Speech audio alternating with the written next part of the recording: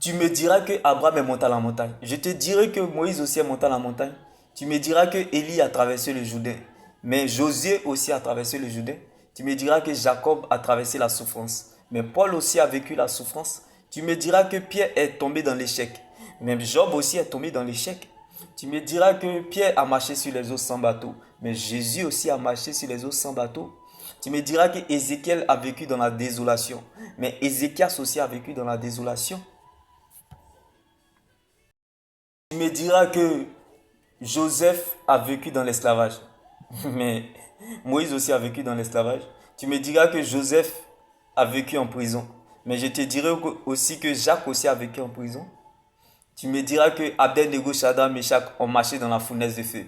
Mais je te dirai que Daniel aussi a marché dans la fosse au lion.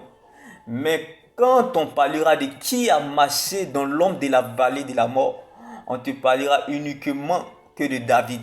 Tu sais pourquoi tu portes ce problème? C'est parce que tu es exceptionnel. C'est parce que tu es unique à ton genre. Bien-aimé, on ne traverse pas la vallée pour être béni, mais plutôt pour être une source de bénédiction. Ceux qui sont bénis avant toi, laisse-les faire les premières parties du concert. Car l'homme du concert, c'est l'homme de Galilée qui sommeille en toi. Ceux qui sont bénis avant toi, bien-aimés, ils t'ont juste dévancé, mais ils ne t'ont pas dépassé. Car toi, tu vas les rattraper et les dépasser à jamais.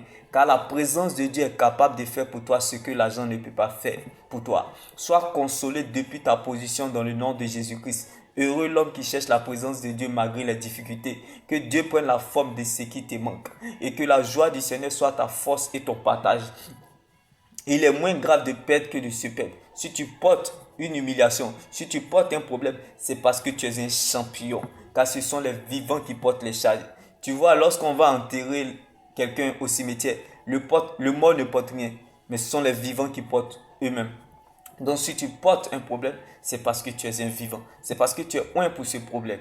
Les épreuves viennent en fonction de la foi que Dieu a déjà disposée en chacun. La grandeur ne surprend pas les grands. Remarque dans toute la Bible,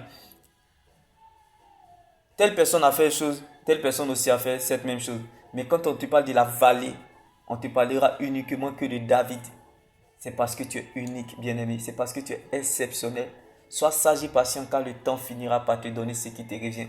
Car on ne traverse pas la vallée pour être béni, mais plutôt pour être une source de bénédiction. Dieu se souviendra de toi. Dieu fera par toi pour toi sans toi. Non pas parce que tu as raison, mais parce que tu es sa raison. Dieu ne veillera pas sur ta parole, mais plutôt sur sa parole pour l'accomplir. Même si la prophétie commence par le contraire de son accomplissement, sache que la parole de Dieu, c'est la seule terre solide sur laquelle nous pouvons nous tenir. C'est la seule prophétie qui n'ira jamais son but.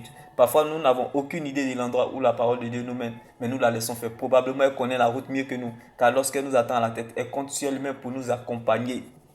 Dieu ne fait jamais le contraire de ce qu'il dit. Dieu ne commence jamais quelque chose sans l'achever. La course ne s'arrête pas au milieu, mais plutôt à la fin. La fin d'une chose vaut mieux que son commencement, bien-aimé. Alors, vaut mieux garder sa paix intérieure que de chercher sa raison. Car la paix du cœur est le signe prophétique que Dieu t'a déjà répondu. Le ciel t'a déjà exaucé. Les anges sont en action. La terre tout a suivi à son cours. Les hommes n'auront pas d'autre choix que de collaborer avec toi. Même tes ennemis voteront pour ton propre succès. Alléluia. Bien-aimé, il est moins grave de perdre que de se perdre. Tu peux tout perdre sans avoir rien perdu parce que tu demeures dans le véritable Jésus-Christ de Nazareth. Bien-aimé, quelle que soit la vieillesse de ta situation, le capital vie de Dieu qui est en toi te rassurera. Coûte que coûte jusqu'au bout, tu y arriveras. Car bien-aimé, ce n'est pas la naturalisation qui a mené Joseph au palais. Ce n'est pas, bien-aimé, les diplômes qui ont mené David à la royauté. Ce n'est pas, bien-aimé, les relations, la naturalisation ou les diplômes qui ont mené Moïse à la table des rois. Mais plutôt la vie de Dieu qui est en eux. Alléluia. La vie de Dieu qui est en toi est trop importante pour qu'une flèche se tue. Bien-aimé, tu ne souffres pas parce que tu es maudit, tu souffres parce que tu es béni. Alléluia. Car on ne naît pas pour devenir quelqu'un, on naît pour être ce que nous sommes. On ne court pas pour ce qu'on est, on court pour ce qu'on n'est pas. Tu es ce que tu deviendras et non ce que tu traverses. Le problème n'est pas le problème, mais le problème est ce que Dieu a dit à ton sujet. Tu ne deviendras pas autre chose que ce que Dieu a planifié, programmé.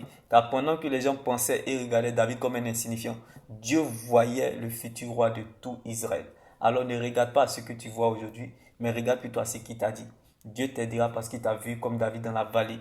Même si le Seigneur ne t'a encore rien dit, mais je sais que tu dois garder ce qu'il t'a dit. Trembler ne veut pas dire que tu as perdu l'espoir ou la foi, mais c'est l'ADN pour te faire avancer comme David dans la vallée. Bien-aimé dans le Seigneur, ne regarde pas à la parole de ta situation, mais vois en vérité qui tu es et qui est ton Dieu. car ce qui arrive est mieux que ça. Rien n'arrive sans rien. Si une chose est arrivée, c'est parce qu'il y a quelque chose qui est arrivé avant ces choses. Quand tu vois un Goliath, c'est parce qu'il y a un David qui est là. Tu es loin pour ce problème. La foi doit être éprouvée avant d'être approuvée. La grandeur ne surprend pas les grands. Amen. Shalom.